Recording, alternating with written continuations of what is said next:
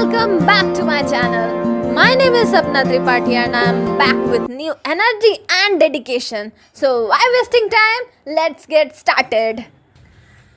Today we will discuss the most important topic, the radial nerve.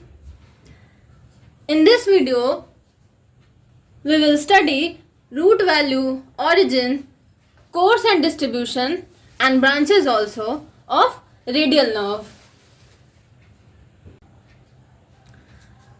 The root value of radial nerve is C5 to T1 of ventral primary rami of spinal cord. The origin of radial nerve is posterior cord of brachial plexus.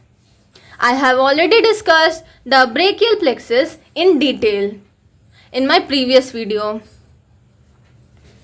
So from posterior cord of brachial plexus, it will go to axilla and supply the long and medial head of triceps muscle.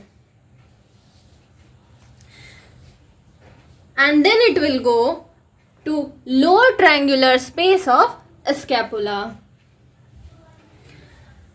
And then it will reach to the spiral groove. And here it will supply the medial and lateral head of triceps muscle.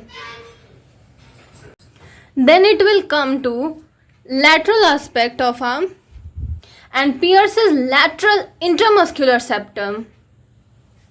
And here it will supply the brachioradialis muscle and extensor carpi radialis longus muscle. And then it will come in front of lateral epicondyle and gives two branches, superficial and deep branch. And here on the cubital fossa, it will give rise to two heads of supinator muscle. In superficial branch, it leaves the cubital fossa by passing deep to brachioradialis muscle. And then it will supply skin on lateral 3.5 of dorsum of hand and fingers also, except their nail beds. In deep branch, which is also called as posterior interosseous nerve,